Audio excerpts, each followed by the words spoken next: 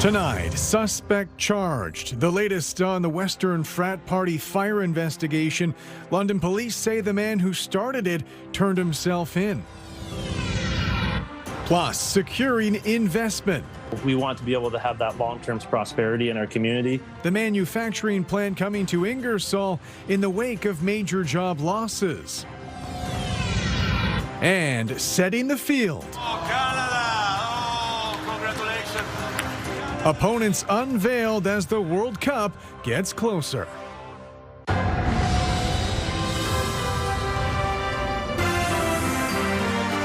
CTV News with Carlyle Fiset.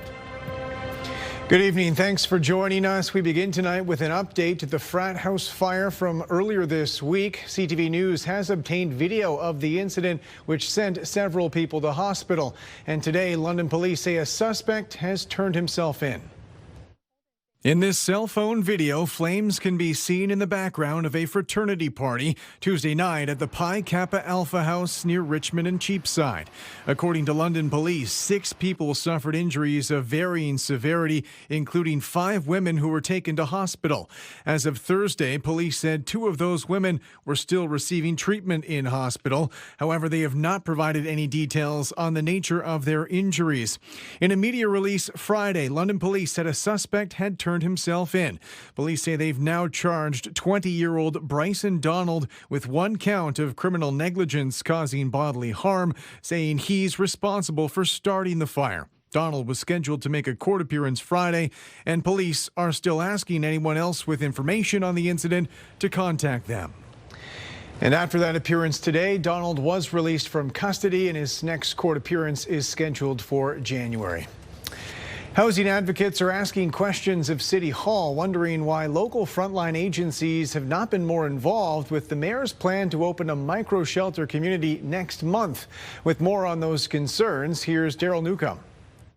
These are people who have had very, very difficult experiences. Housing advocate Abe Udshorn is concerned that City Hall chose a private company to operate a micro-shelter community that'll be constructed in this cornfield, rather than any of the local nonprofit agencies with experience serving London's homeless. It just doesn't make sense to me to approach it from a security company operating this type of service. These are folks with complex needs, and you need to have expert staff who are there to support them to have the best outcomes. The mayor directed city staff to design and create a 60 micro-shelter community that's now expected to open in January. After a competitive bidding process, Expera was chosen to operate the site. Its website explains, quote, Expera is Canada's largest national investigation and risk mitigation firm, providing service for over 40 years. On Wednesday, Mayor Josh Morgan expressed confidence in the selection, explaining that the company has experience housing remote communities evacuated from natural disasters, and that its staff are well trained. Trauma-informed response, crisis management, first aid, cultural sensitive training. They are a great company that is going to do a great job on the site. We've learned that city staff have invited local frontline agencies to a meeting here at this community center 2 weeks from now to discuss how they can support a micro-shelter project that, at least to date, they've had very little input into. The organizations are now being brought in at the last minute to try to provide that quality of service rather than these organizations who are experts in the area running it in the first place. The temporary homeless facility has a budget of up to $7 million and will operate until April 2027. Udshorn emphasizes that when local nonprofits provide services, they can focus on human outcomes. We trust them to do the work in a way that's kind and to use the resources in a really effective way. They're not there to make money, they're there to help the community. A progress report about the micro-shelter community will be in front of Council's Strategic Priorities and Policy Committee on Tuesday. Daryl Newcomb, CTV News.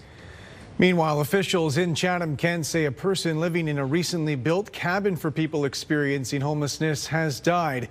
They say the person was found dead inside their cabin Thursday. Officials say the coroner could not immediately determine how they died, but they say there's no evidence of foul play. Sarnia's mayor says he's exercising his strong mayor powers for the first time, shutting down a new police station. Mike Bradley vetoed a council budget decision to fund preliminary work on new proposed headquarters. Brian Bicknell reports. a vanity project that Sarnia ratepayers can't afford. That's how Mayor Mike Bradley describes a proposed $91 million new police headquarters that he says will balloon to $120 million. The mayor has vetoed a council budget decision to borrow $5.1 million for the engineering and site work. Put away some money, look at your options, maybe look at precincts, keeping the existing station, upgrading it, get rid of the administration in that building, put them elsewhere. There's all sorts of solutions there. But they're going for the Cadillac, and the Cadillac is $120 million that the people of Sarnia cannot afford. The Police Services Board had initially sought the full $91 million commitment. Last month, it revised its request, seeking a staged building approach instead, with an ask of $25 million for the first phase. On November 25th, Council approved $5.1 million to get the work started. By not proceeding, it actually is going to be more costly because we're going to have to put money into a facility that's not going to serve the service in the long run. And by delaying the project, we're simply going to be spending more in the long run. Council budget deliberations came amid an aggressive social media campaign by the police service, highlighting shortcomings of the existing police headquarters. Police Chief Derek Davis says the issues haven't changed. We have a custody facility that needs work. We have insecure unload, offload outside of the parking lot. We have space constraints.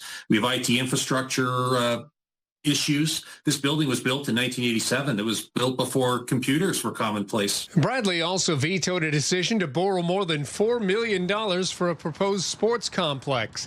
The changes bring Sarnia's projected tax hike to 3.1%, down from 4.3%. Council can still override vetoes, but it needs 2/3 majority. So my hope is that my veto will not be overridden by the majority. They need 6. The vote was relatively close, and I need them to understand that people of Sarnia right now cannot afford this. The next council meeting is set for December 15th. Brian Bicknell, CTV News.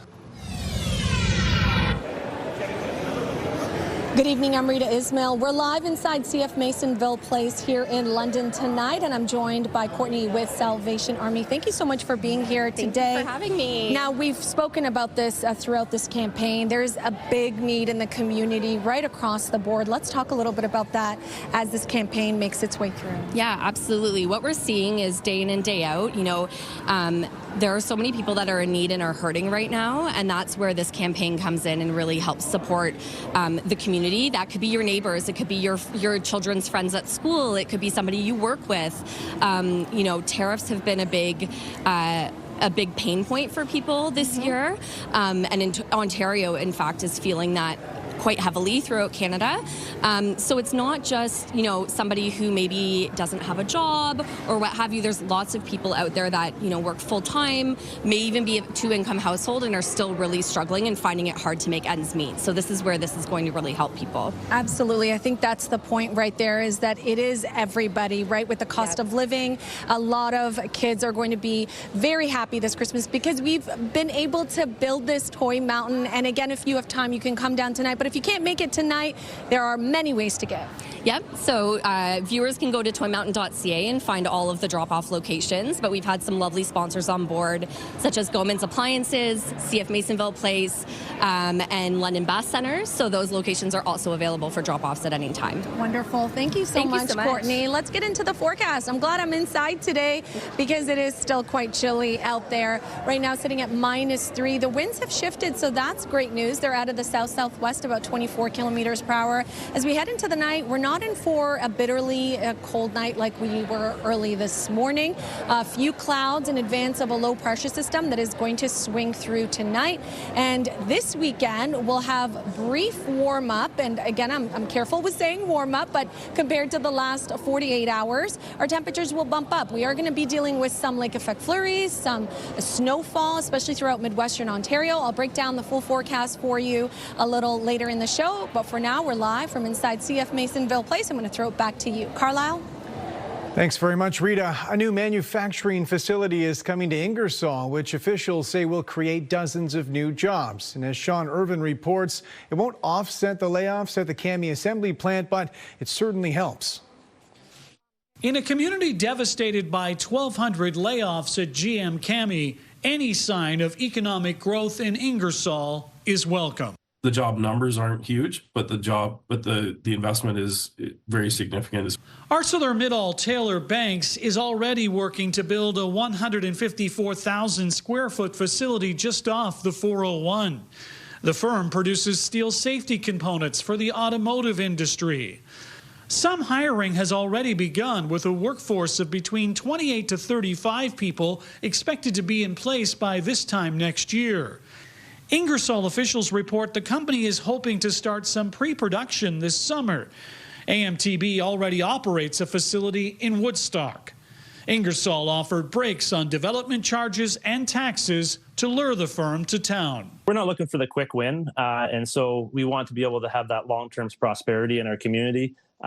So I'd rather give up some funds in the short term for that long-term gain. The incentives in Ingersoll's proximity to other AMTB facilities helped it beat out dozens of other municipalities. In this case, ArcelorMittal was looking at 41 different municipalities, and Ingersoll came out on top. We're within an hour's commute of approximately 3 million working age people, and part of a talent cluster. So I think that's ultimately what made the decision. The province announced this week that it's putting $4.1 million towards the project.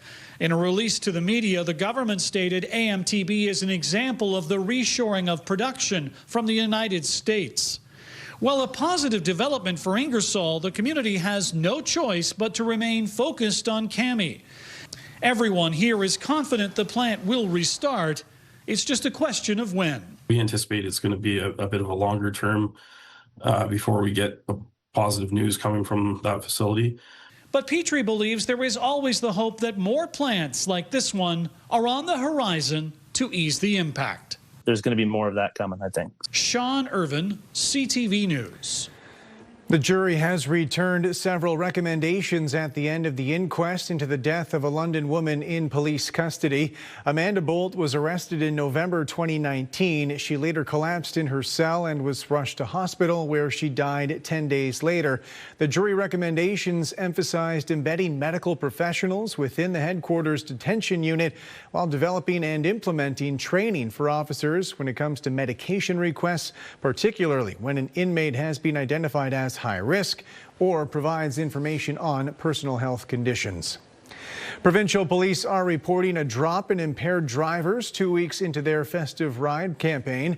Western Region OPP say they laid 43 impaired driving charges last week. That's down from 53 in week 1. There were 21 charges laid in Elgin County, by far the most compared to other local counties. The ride campaign runs until New Year's Day. OPP have identified a driver and vehicle of interest in their investigation into a fatal hit and run on the 401 from Wednesday. A tow truck driver was killed and the person who hit them drove off. Colton Weens has more on the reaction from the tow trucking industry. A 42-year-old Kitchener man was operating a tow truck, helping a stranded motorist on Highway 401 Wednesday morning when he was killed in a hit and run. Tow truck operators say it's a terrifying example of why drivers need to slow down around emergency vehicles. A lot of people don't even realize what's going on when they're driving down the road. They see a vehicle on the side. I think most of them are just oblivious to what's going on around them when they're on the highway. Towing manager at Active Towing in Kitchener, Al Pinero, didn't know the man who was killed, but says in the cities, most drivers give tow trucks space when they're working, but on highways, it's often a different story. We've been parked in front of a police car with them having their lights on, us having our lights on, picking up a vehicle, and they whiz by. Like I said, the public is oblivious to that law and to what's kind of going on around them. One of the challenges for tow truck operators on the highway especially is they say there's not much of a buffer zone from the side of the highway to the active lanes. There's really no buffer for us unless, every time we pick up a car on the highway, we get a blocker truck, and that only happens very rare. It is law in Ontario that drivers must slow down when they see an emergency vehicle or tow truck with flashing lights and must move over if it's safe to do so.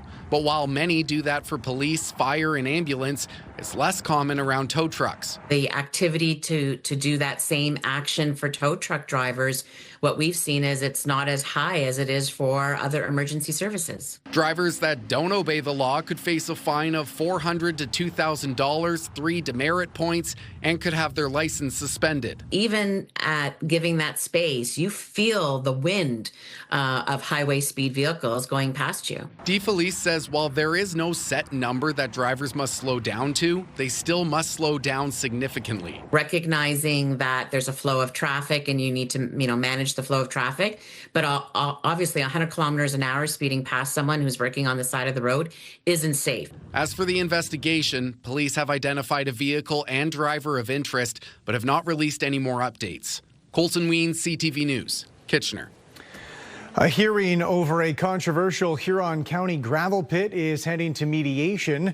According to members of a citizens group fighting the potential pit near Goderich, mediation will begin in February. An Ontario Land Tribunal hearing started earlier this year in response to the group's concerns. Opponents say the pit will negatively impact the environment and a nearby historic bridge. The hearing is expected to resume in May once mediation is complete. It's warden election season in Midwestern Ontario. Saugeen Shores Mayor Luke Charbonneau will stay on as Bruce County leader, selected by his fellow county councillors. In nearby Grey County, Andrea Mastrosovs retained her position leading that region. In Perth County, Dean Tratowski from West Perth will take over the warden's chair. The eyes of the sports world were on Washington, D.C. this afternoon for the 2026 FIFA World Cup draw, determining Canada's opponents for next summer's tournament. With more on the results, here's Paul Hollingsworth. 48 teams, 12 groups of 4. Switzerland and Qatar will battle Canada in Group B. The 4th team in Canada's group will be determined based on the winner of an upcoming pre-World Cup playoff. Between Italy, Northern Ireland, Wales, Bosnia and Herzegovina. As a host country, Canada automatically qualified for the World Cup and are ranked 27th in the world. With the complexion of their group competition taking shape, Canada now looks ahead to the World Cup, hoping to win a tournament game for the first time ever, and it won't be easy. Well, obviously they got the toughest pot 4 team. We know that. We don't know who it's going to be, but thinking it being a European team, and it could be Italy themselves, it makes it an extremely difficult game. But what an exciting match we're going to get in Toronto. I think the highlight is absolutely Qatar. Canada will play its first home match June 12th in Toronto before shifting to Vancouver for matches on June 18th and 24th. FIFA will unveil its full match schedule on Saturday, announcing all the games being played in Canada. Paul Hollingsworth, CTV News, Washington. Coming up, a new survey says Canadians feel cooperation with the Americans is not the priority for acquiring new fighter jets. Plus, we'll head to Victoria Park for live coverage of the annual Lighting of the Lights.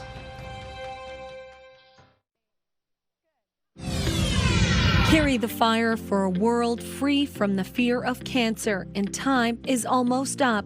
The absolute final deadline for the Princess Margaret lottery is midnight tonight. It's your last chance to win over 13,000 prizes worth more than $7.9 million, including the $7 million grand prize package, an incredible fully furnished Georgian-style Oakville show home, plus $500,000 in cash. Add on even more chances to win with the 50-50 jackpot, now over $6 million. The cash calendar with 100 days of prizes and the Wonderlust add-on for your choice of 10 life-changing vacations or 70 grand in cash. Cancer is the leading cause of death in Canada, and 2 in 5 Canadians will face a diagnosis. Every ticket helps fund life-saving research at the Princess Margaret, one of the top cancer centers in the world. The final deadline is tonight. Buy now at princessmargaretlotto.com.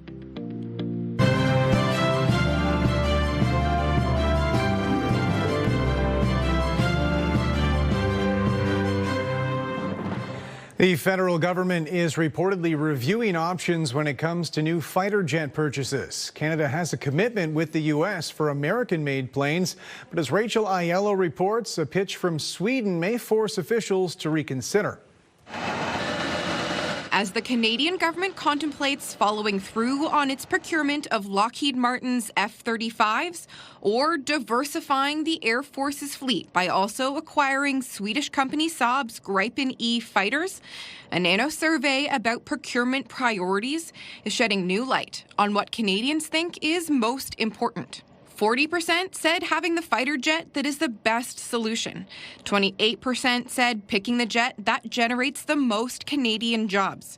18% said defense cooperation with Europe was the most important factor. Double the number of Canadians who said cooperation with the U.S. was key. And just 2% of those surveyed said the government should pick the lowest cost option. What this shows is that if the government decides to change tact, it's actually going to have to explain why. A recently leaked procurement document revealed the F-35 scored higher than the Gripen across a range of military and technical performance categories. In your report and recommendations to the Prime Minister in this review, did you let him know that the F-35 beat the Gripen by a mile? The review continues, and it will continue until it's complete. And I am quite sure that the kinds of metrics you're alluding to and referring to will find their way into the final report. Experts say while the F-35 may be the better choice to maintain interoperability with the Americans, a diversified fleet compatible with more countries could also be to Canada's advantage. Even as critics suggest Saab's pledge to create 10,000 jobs in Canada is unrealistic. There is no single best jet. It depends on the missions. The defense minister hasn't committed to a deadline for when the government will decide what fighter jets will make up the fleet, replacing Canada's aging CF-18s. Rachel Aiello, CTV News, Ottawa. Heading back to Masonville Place now and rejoining Rita Ismail, who's live on location for us tonight. Rita, over to you. Carlyle, I'm joined by Sally. Sally is, of course, with the Salvation Army, and we're here collecting toys for the annual Toy Mountain Drive, a great cause. If you don't have the time to come down tonight, we're here till 7. Not to worry, the mall is open late, and there is a house with a box, a compartment. You could just drop an unused brand new toy in there, and of course, it goes to all these young kids. They will get the opportunity to open a toy this Christmas, and again, you can donate online at toymountain.ca. Let's get right into the forecast, shall we, Sally? I think so. So good thing we're inside because it's cold out there. Our high today, -4, struggling to reach seasonal temperatures today as well. 3 degrees early this morning. We dipped down to -15 and it felt close to -20 with the wind chill, which means we actually broke the record low at -15 today. Last time it was this cold was back in 1991.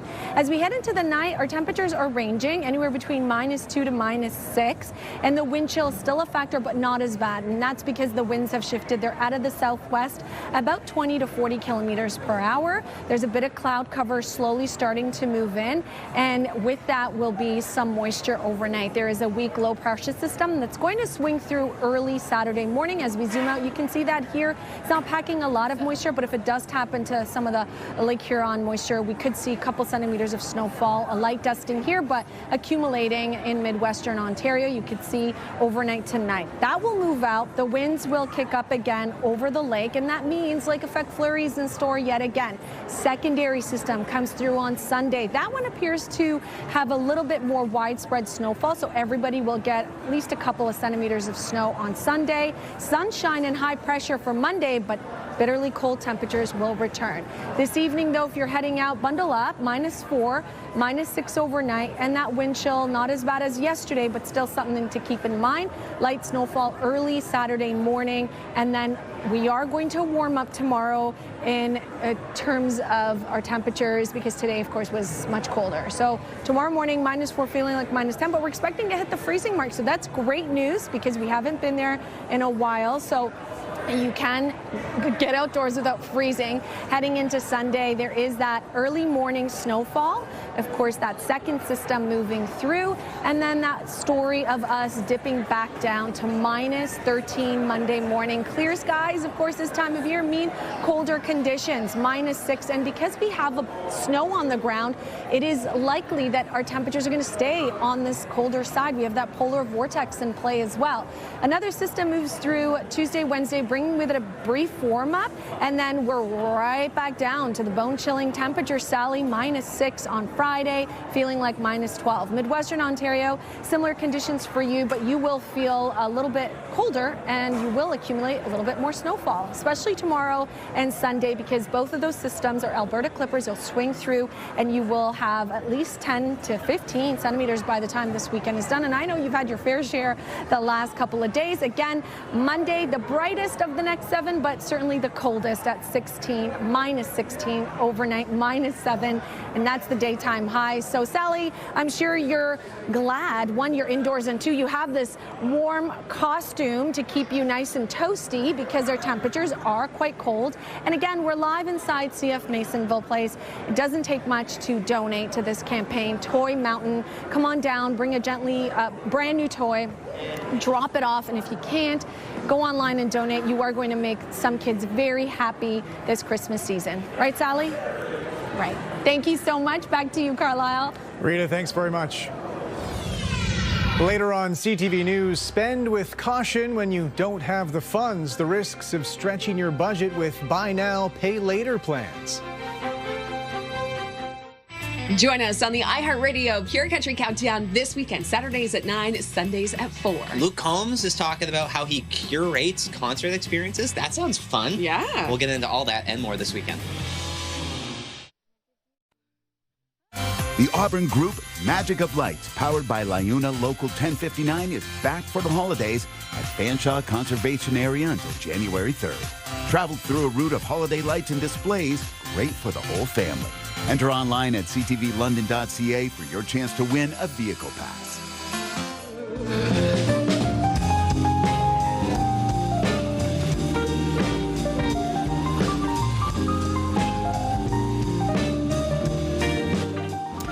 London's unemployment rate rose to 7% last month. That's an increase of 0.5 percentage point from October's figure. That puts us above the national average, 6.5%, but below the provincial average, which was 7.3%. In Midwestern Ontario, the jobless rate fell 0.5%, now sitting at 3.9%. That's the lowest of any region in Ontario. A warning from credit experts preaching caution when it comes to buy now, pay later plans. As Pat Foran reports, those plans can offer convenience, but they can also add up to snowballing debt. You may be tempted to buy now and pay later. For Pamela Reyes, it seemed like a good way to stretch your budget. A big portion of it was just convenience, being able to split the payments so I wouldn't have to take big hits to my bank account. But it's very easy to lose track of buy now, pay later loans, especially when taking out more than one at a time. The smaller ones kind of took me off because I forgot about them. If I'd been in paycheck to paycheck situation, that could have been kind of disastrous. Consumer Reports found buy now, pay later can lead to overspending and sometimes debt. With the cost of living, these little microloans might be tempting to turn to, especially if there might not be as much room in your budget. Buy now, pay later missed payments can trigger higher than expected fees or interest, and missed payments may even show up on your credit report.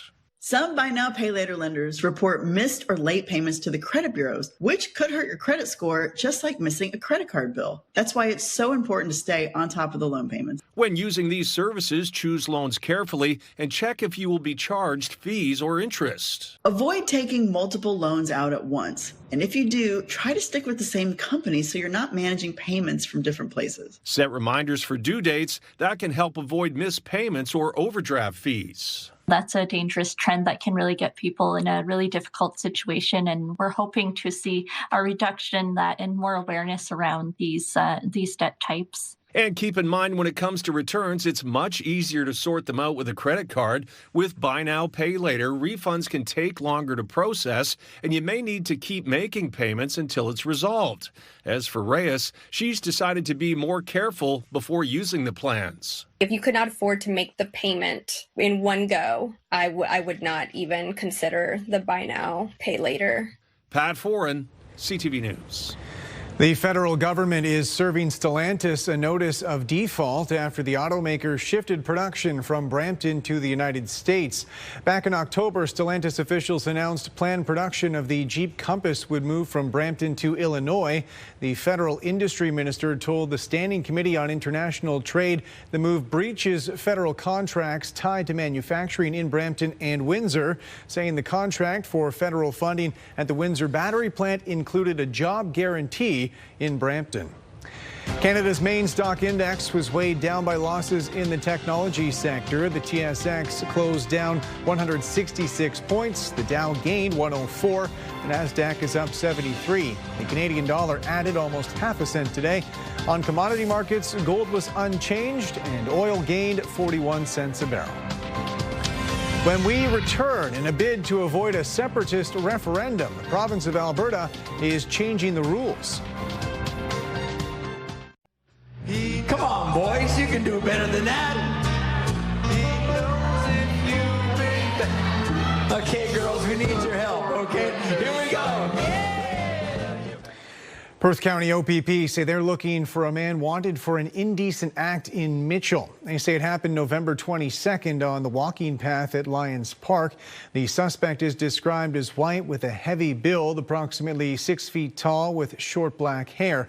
They say he was wearing a teal sweater, dark gray pants, and a black backpack. London police say they've laid 16 charges against a local man after a West End drug bust. Police say they executed a search warrant today at a home near Commissioners and Bowler Road. According to police, they seized a loaded handgun along with large amounts of cocaine, fentanyl, and cash. The federal public safety minister says the government is launching a review of Canada's firearms classification, including consultations with Indigenous communities on the SKS rifle. Gun control advocates have criticized the feds for not including the semi-automatic SKS on the list of banned firearms. The SKS is commonly used in Indigenous communities to hunt for food, but has also been used in police killings and other high-profile shootings in recent years. The Alberta government is considering banning new political party names and changing the rules for citizen-led petitions. The sweeping changes are part of 7 different pieces of legislation. And with more on the potential impact, here's Tyson Fedor. The application of citizen-led referendums could soon change. New rules would reset and remove the pro-separation Alberta Prosperity Project referendum question currently before the courts on whether it's constitutional. The group would have to refile within 30 days. The Justice Minister will also have the power to kill any questions that are deemed unconstitutional. Thomas Lukaszik's Forever Canada petition that has been verified will still proceed. If those seeking independence believe that they have the support for it, this is their chance to prove it. This is their chance to demonstrate it. Amendments to the new political party names include the chief electoral officer refusing to register a party if it uses a distinctive word or is linked to a previous party name. Words such as conservative, liberal, democratic, wild rose, advantage, and communist cannot be included. The fact that there are 2 existing wild rose parties in this province, there doesn't seem to be any apparent confusion there, but it does seem to be an issue with us. Peter Guthrie, a former cabinet minister with the UCP, has applied to create the Alberta Progressive Conservative Party.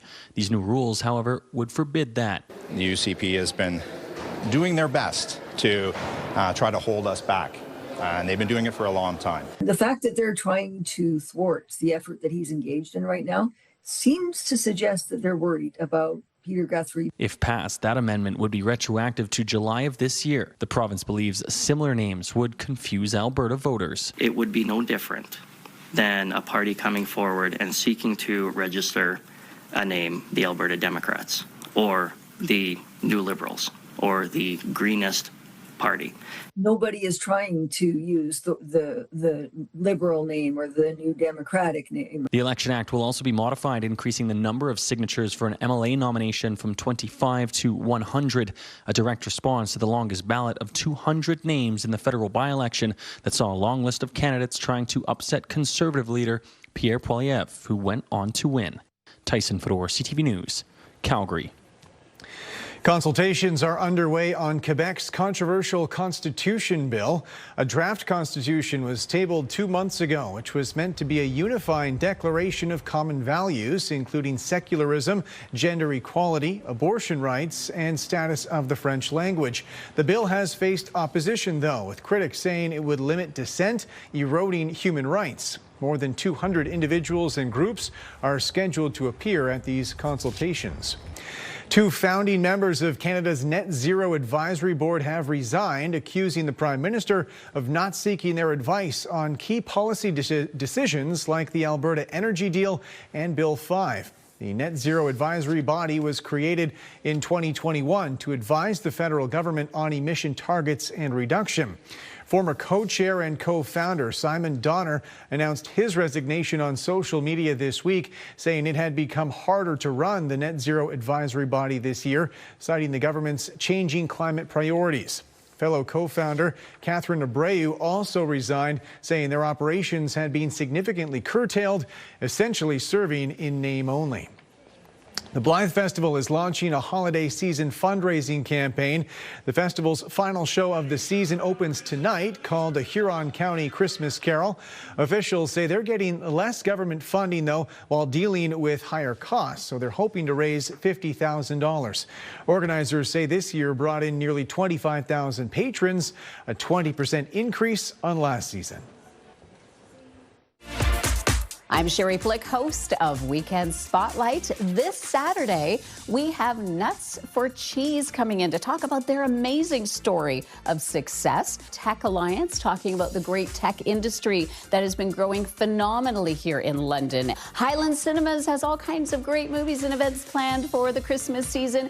And London Community Foundation has been quietly doing amazing things. We'll find out more about that. That's 8 a.m. Saturday morning. Tonight's weather snapshot sent in from our viewer Amy. This is the annual Griswold Ilderton Christmas Lights display at 220 Songbird Lane. It's on from 6 to 10 p.m. every night in December, and they welcome donations to Chatham-Kent. We're in for a brief warm-up this weekend, but there'll be scattered flurries on Saturday and Sunday. Sunshine and cold air returns on Monday.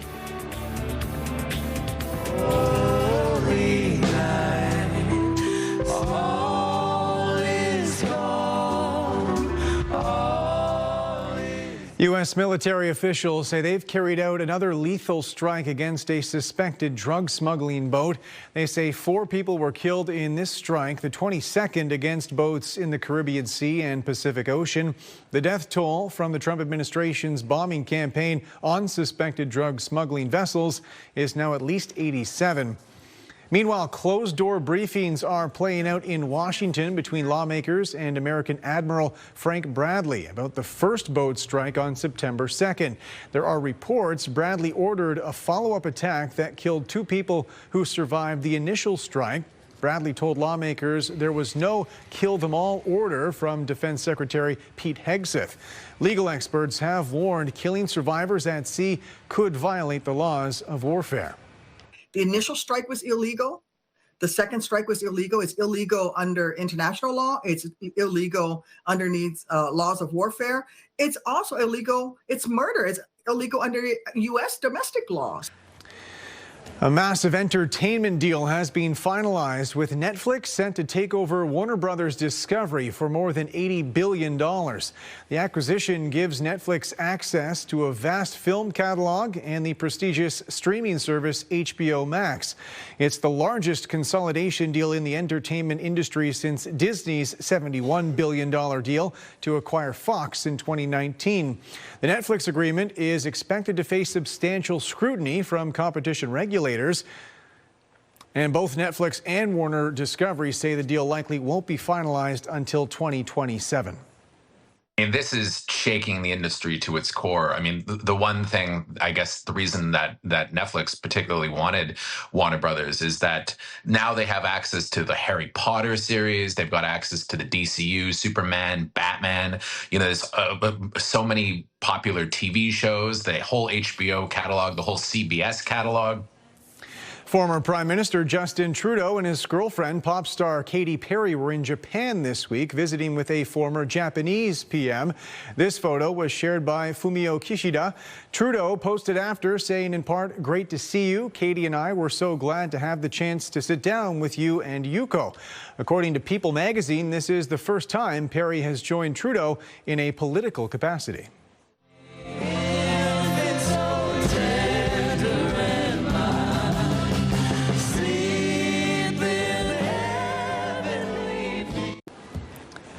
Welcome back. It's just about that time. The countdown is on for the annual lighting of the lights. For all of us here at CTV News London, I'm Carlyle, turning things over to Nick Paparella at Victoria Park for all the festivities. Enjoy.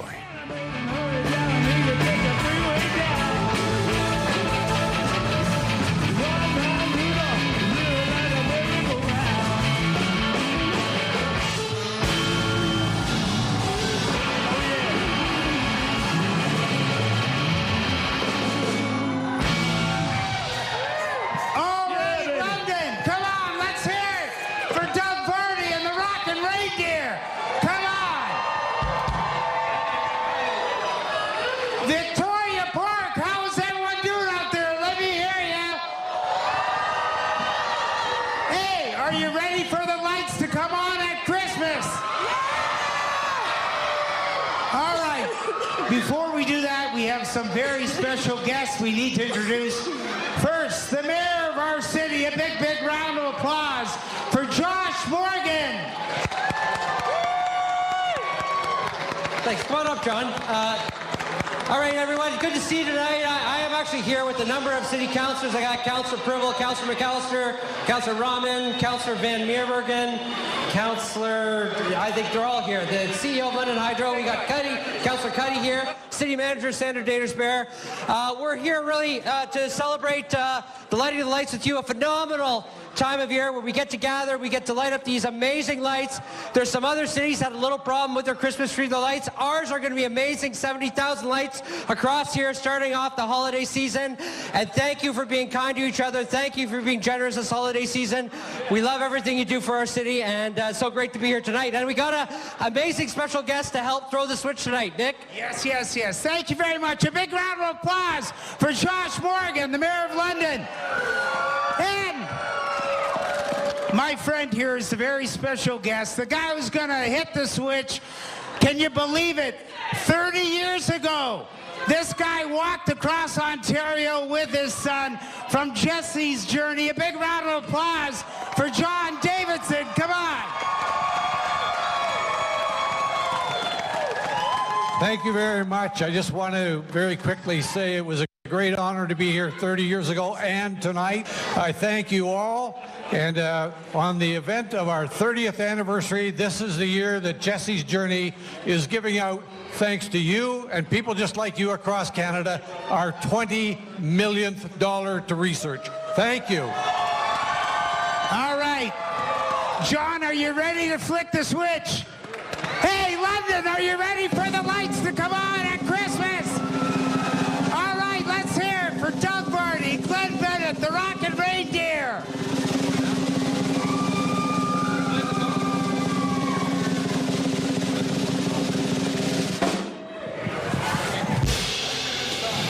My one hit. Once a year I get to do this.